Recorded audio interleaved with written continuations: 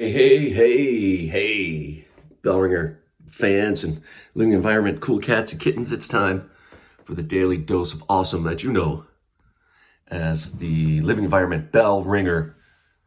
So let's do this.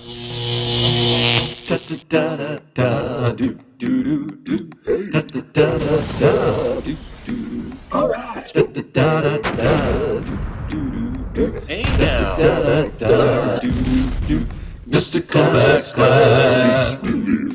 It's Mr. Kovacs Class. You might learn a ton. It's Mr. Kovacs Class. He's interested too. It's Mr. Kovacs Class. And he's super cool. It's Mr. Kovacs Class. Yes, Carl von Linné, Carlos Linnaeus, the guy came up with this two-word naming system. What do we call that two-word naming system again? Good. It's called binomial nomenclature. And his idea was to give every species on Earth, or every living thing on Earth, a two-part name with a genus and a species name. Remember, the genus is always capitalized, the species is never capitalized, and both of which are written in italics or underlined. Those are the conventions put forth by Carolus Linnaeus way back in the 1700s, back in the day. Now, what's cool about the taxonomic hierarchy, all the different layers, right? We learned that you've got kingdom, which is the biggest group, kingdom, phylum, class, order, family, genus, species, right? Those are the different levels. Kingdom, phylum, class, order, family, genus, species, right? Different levels of classification. And then if you can compare organisms like animals, like these two animals here, or these organisms here, and you can see the ones that have more levels in common are more closely related. That is, they have a more recent common ancestor. So the study of taxonomy in a lot of ways is like the study of Darwin as evolution and the idea of common ancestry. It's a way of organizing animals into groups, but also figuring out what were their evolutionary relationships. One of my favorite groups of organisms are the mammals.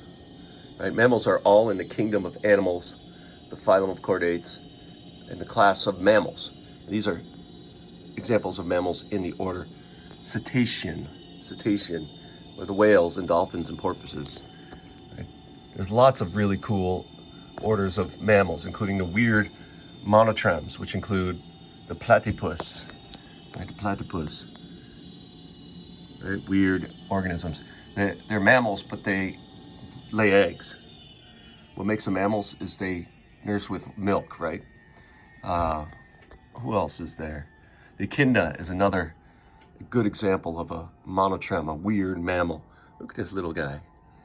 All right, so mammals come in all different kinds. They're the hoofed mammals, right? They're like the deers and bisons, goats. There's the rodents, right?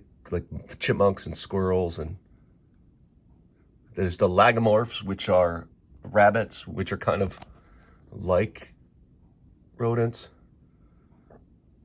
There's carnivora, which are large, it all has to do with teeth, like bears and dogs and cats and raccoons. Cats. And there's the primates we talked a lot about, right? Like the apes and the old world monkeys and the human beings and those kinds of things. Cetaceans, which are whales and dolphins. Narwhals. The proboscidea, which are the elephants. Marsupials, which are weird mammals that give birth to live young, but they don't have a placenta. They use a pouch. It's like the joeys, they call them, the koalas and the opossums. The Perissodactyla, right? Odd number of hoofed toes, right? Tapirs, horses. Xenotharthas, the teeth without enamel or no teeth at all, like the armadillos and sloths. The Chiroptera, which are the bats. Insectivora, which are the shrews and the moles.